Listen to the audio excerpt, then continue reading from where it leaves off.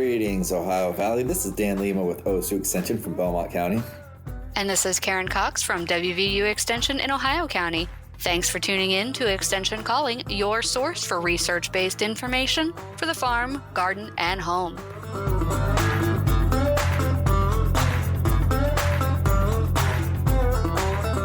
Hello, Karen. Hey, Dan. Happy Thanksgiving to you and your family.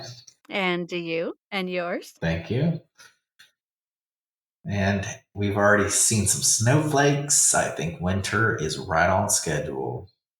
Yeah, I think so. The first day it was cool and almost snowing. I don't know, just the taste of that air. I love the taste of the air right before it snows. I don't know, maybe I'm weird, but it just made me so happy. Well, there is something to be said about, I think it's more thunderstorms. I know there is a smell. I know thunderstorms produce a smell from the reduction of atmospheric nitrogen coming down on the rain, that kind of stuff. Yeah, there is a smell of snow. I just don't know why. It smells like winter. Yeah, you don't always have to know why something is the way it is to enjoy it. So, It's one of those mysteries that I guess we'll never know. oh, I'm sure somebody out there knows. It's just not on my radar, and I'm okay with that. There's some things that I like to know, and some things that it's okay if I don't know. I know. So, but I'm sure someone out there has studied it and understands the whole chemical interaction between creation of snow and rain and all that. I don't know. It sounds exhausting to get to know everything. Right? Right? And I have to say that one of the greatest bits of advice that I got in college was you don't have to know everything. You just have to know where to find the answers. And sometimes that's a person, sometimes that's a book, sometimes that's a research article. There's all sorts of resources out there. And we hope that you all, listeners, use Extension as one of your resources for quality information. Yeah, and extension calling is a resource too. That's right, it is. I want to say before we get into our show today, garden calendars are in. Right. We've had a couple people stopping by and asking for them, so we just wanted to let y'all know garden calendars are in. You can stop by the office and pick one up at your convenience. Note that our office here in Ohio County is open from 8 a.m. to 4 p.m. Please make sure you check with your local office, in West Virginia that is, to see when their office is open. We don't have as nice of a garden calendar as WVU Extension does in Ohio. But those West Virginia garden calendars are very coveted here on the west side of the Ohio River. So if you got any extra, bring them my way because we got people that enjoy them and I enjoy them. They're very well done. It's a very nice calendar. Well, thank you. Yeah, a lot of people put a lot of work into those calendars. It's a really big effort from a lot of the A&R extension folks and even some of our family and consumer science folks. We have recipes and canning information in the back of the calendar. So really, it's a great all-around calendar for garden timing and enjoying the harvest. Yeah. So turkey season, right? That's right. It is turkey season, and I hope that everyone had the opportunity to get a turkey this year, and if you like turkey, that is. That's right. Yeah. And I hope that y'all were able to find a local farm that supplies turkeys and give them a little support. And it's about deer hunting season as well. So be safe out there. And, just hunting safety is a whole other show. But when the leaves start dropping, there's different seasons. Yeah, just make sure you are out there hunting safely, legally. You're using the right weapon for the season and you're staying safe and maintaining situational awareness around you. And wear that orange, even if you're not hunting in the woods these days. So, what we wanted to talk about today, I know it's kind of an abrupt transition, but we're not going to be talking about hunting turkeys or deer, but kind of a different nuisance. Feral swine, wild hogs. Yeah, we actually just missed the hunting season for wild hogs here in West Virginia. It runs from October 26th to November 2nd, but you get another shot at it February 7th through February 9th. So, and that is for gun season. Ooh, no pun intended. Nice. You can still hunt with archery for wild boar through December 31st. It's a little different in Ohio. So in Ohio, feral pigs may be legally killed year round by hunters with a valid Ohio hunting license or by landowners on their own property. A valid Ohio deer permit is required during deer, gun, and deer muzzleloader seasons, and hunters are required to use the legal firearm for the season. So in Ohio, it is a nuisance pest. We'll talk about why it's a nuisance pest, but it is kind of open season for feral pig hunting. Yeah, and these pigs can cause a serious amount of damage. They cause damages in agricultural fields, they cause damages in forests, they cause damages in our streams. They are a very aggressive rooter and they can really tear up some soil, which leads to erosion, tree felling, loss of crops.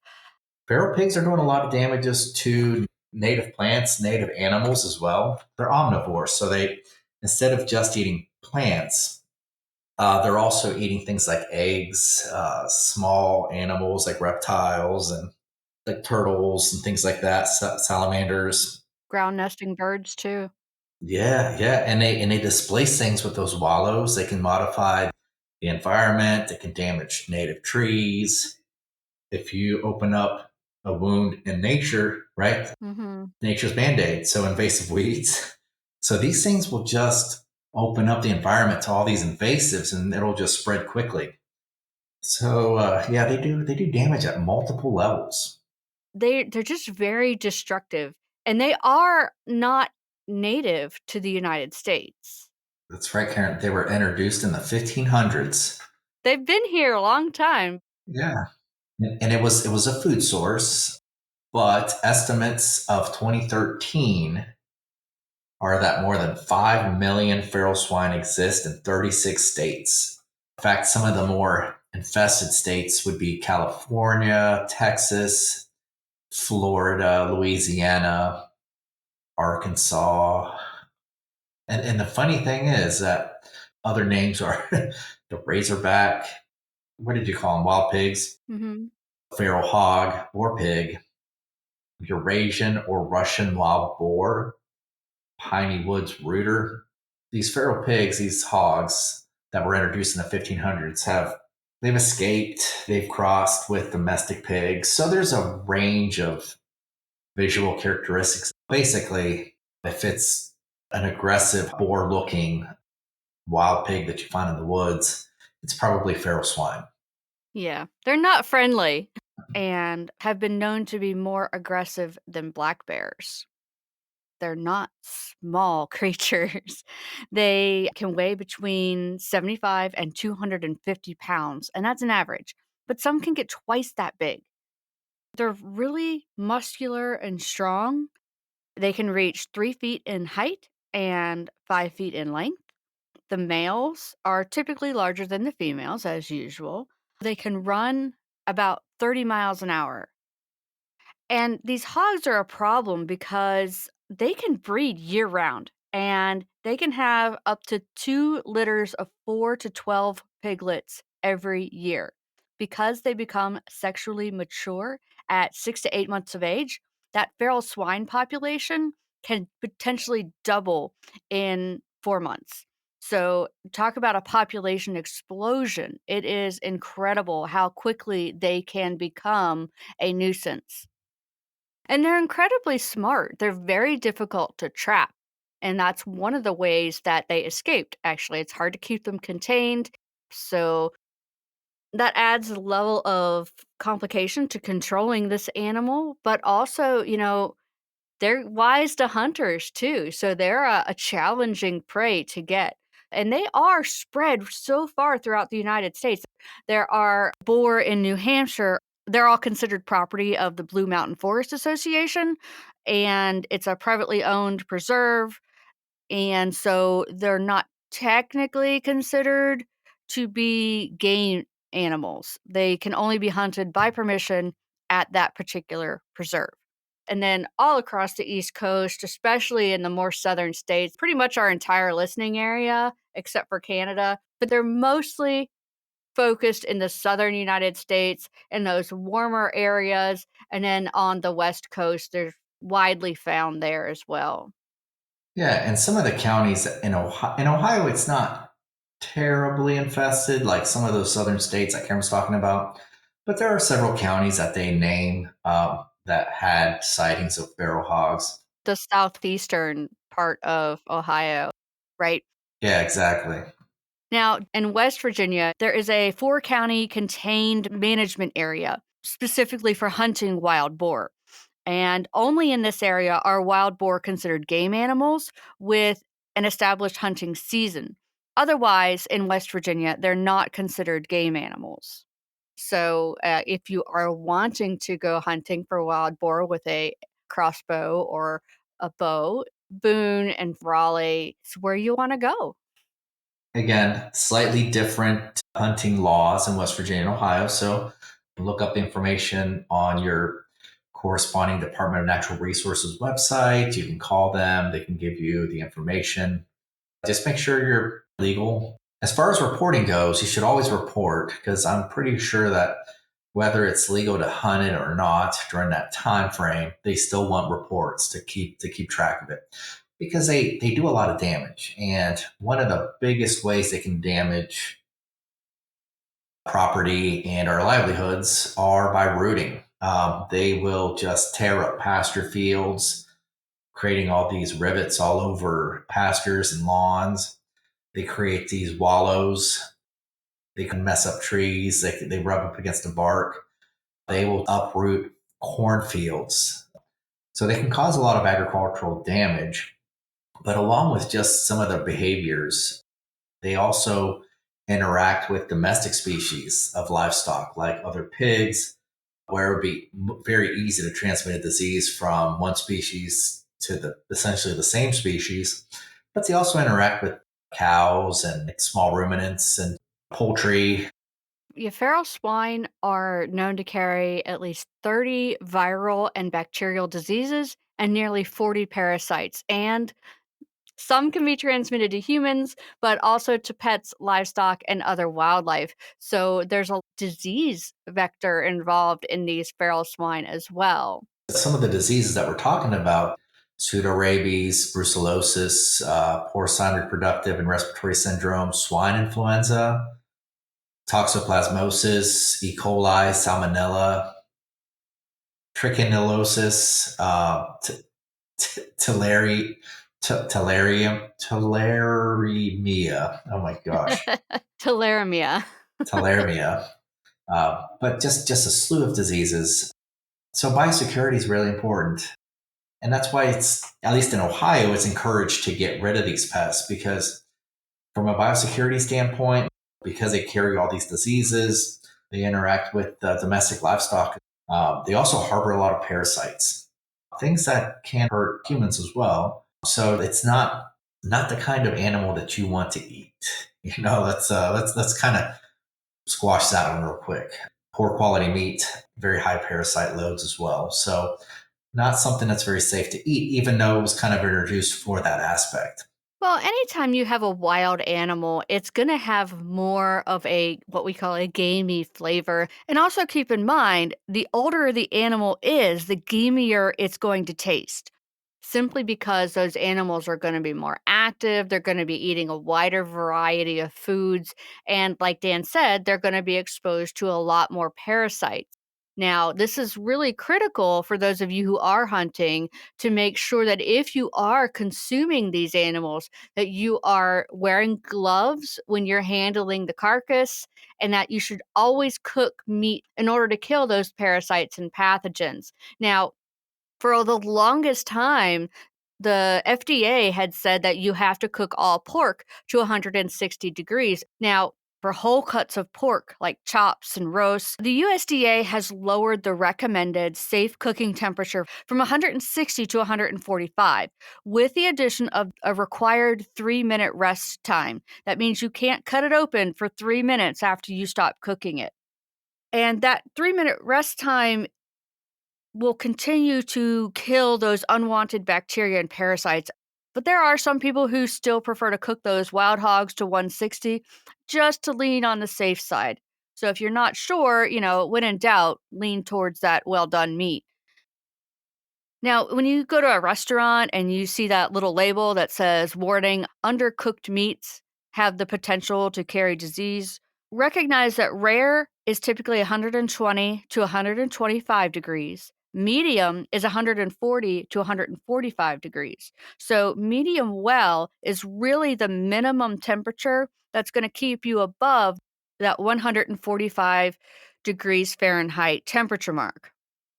Now, ground meats, due to the change in the structure and density, the lowest safe temperature for those is still 160. So if you order a medium well burger, it's going to have a greater potential for carrying those disease causing organisms.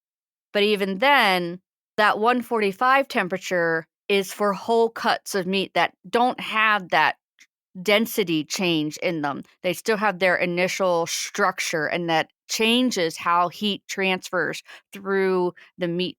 So, really, you want your burgers well done and you want your steaks at least medium well for safety's sake. Yeah, you can cook just about anything clean, except for maybe prions. But Well, I mean, they say the same thing about beef, There's always that warning on the menu at a restaurant if you're getting your burger or your steak cooked less than well, that there may be some potential for infection as associated with those lower cooked meats. But, Mhm. There are a lot of people who prefer that rare, medium level of cooking simply because that meat's more tender on a general basis. So it's important to recognize that sometimes our tastes make us want to take that risk. If you same thing if you like your yolks runny in your egg, you're not cooking it long enough to be able to kill any salmonella in that yolk. So if you are taking a risk whenever you're not cooking food thoroughly. Oh, I know. I was just making. So it was meant to be a joke. Like you can, Sorry. even though you have all these diseases and parasites, you can basically cook it clean, with the exception of prions. Right? Prions are not able to. You can't cook a prion. So the mad cow disease, scabies, that's a whole different level of disease there. Yeah, and that's why it's so scary whenever there's a mad cow scare in the livestock industry. Yeah, you can't because you can't cook those modified proteins out of your meat. Yeah, those animals are lost. And I haven't seen any documentation for prion-based pig diseases, so we got that going. Yay, a positive. Woo! Yeah, I know a positive, but there is one disease that is associated with pigs specifically, and that is the African swine fever. But African swine fever is a highly contagious and deadly viral disease affecting both domestic and feral or wild pigs of all age groups. So the silver lining for the African swine fever is that it's not a threat to human health and it cannot be transmitted from pigs to humans, but it is a devastating disease in the pig industry. So the feral swine is just another vector. There has not been a confirmed case in the United States as of now, but it is something that the USDA is working very aggressive to keep out. Yeah. There's a lot of regulations with collaborating with states and industries and producers to follow certain biosecurity practices, including the garbage feeding of pigs, because it is transmitted from pigs to pigs or swine to swine. The feeding of pork products to pigs can potentially transmit the African swine fever virus. And that's the not thoroughly cooked ones, right? I don't think it matters because it's this virus can be transmitted even through deli meats. So it's nasty, but it cannot be transmitted from pigs to humans. There are restrictions in getting pork products from affected countries so that we don't have something like that. But that's another level of risk that could potentially happen with the feral pigs interacting with domestic livestock. When we're looking at the push now for pasture raised animals, so bringing the animals back out to pasture and giving them that potential exposure to these other animals that are carrying these parasites. If you know that you are in an area that has a high quantity of feral hogs, it's really important that you have a good biosecurity plan and that you have a well structured double fence to prevent contact between your domestic and the feral swine because the fecal oral route, sneezing on each other, things like that can all spread these viruses.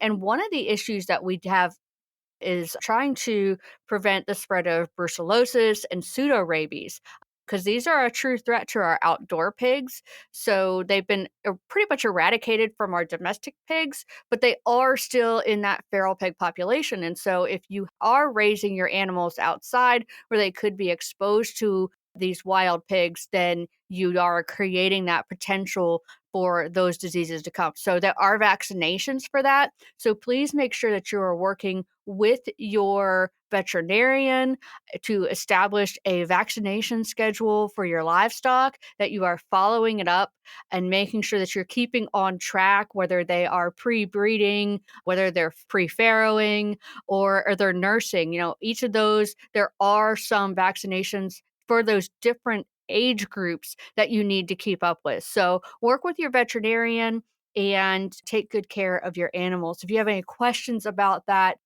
there are lots of resources online. The biosecurity for pastured pigs from the Livestock Conservancy is a really great quick read for those of you who are interested in that. You can also reach out to your local extension office, as always, to get more details on that. So, should you be terrified of wild hogs? Not really. Should you be feeding them? Absolutely not, because then they're gonna become really aggressive, and then you should be terrified of them because they can be very mean. But if you are raising hogs outside, you need to take proper security measures to keep your animals healthy and safe. You need to be if you are hunting, and consuming the meat from your hunts, for boar, then you wanna make sure you're cooking it to an internal degrees of 160 to make sure that you are killing off everything you can before you consume them. And if you see them, you should report them, especially if you're in some of the more northern states that don't have a pretty heavy population. You know, Texas, probably they already know they're there, right? But if you're in West Virginia or anything north of there, you want to make sure that you're reporting that to your local Department of Natural Resources or your state's equivalent body. And what else am I missing here, Dan, for review? If you are out there hunting and you see them, whether you shoot them or not, just report them in your area, report them to the proper agencies. Because if there ever is some kind of disease outbreak, such as the African swine fever, that could be very very devastating. It's going to be another vector that disease can move. It'll make biosecurity even harder and more important. So report those if you see any.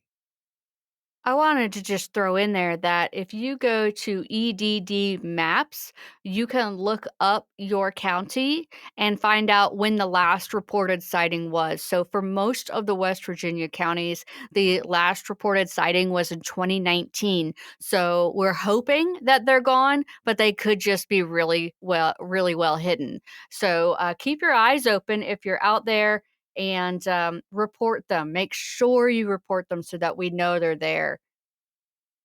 Yeah, and to assume that they're gone is, I think it's a reach. Especially, yeah, these things. There's a lot of extinct species that they later on find pockets of.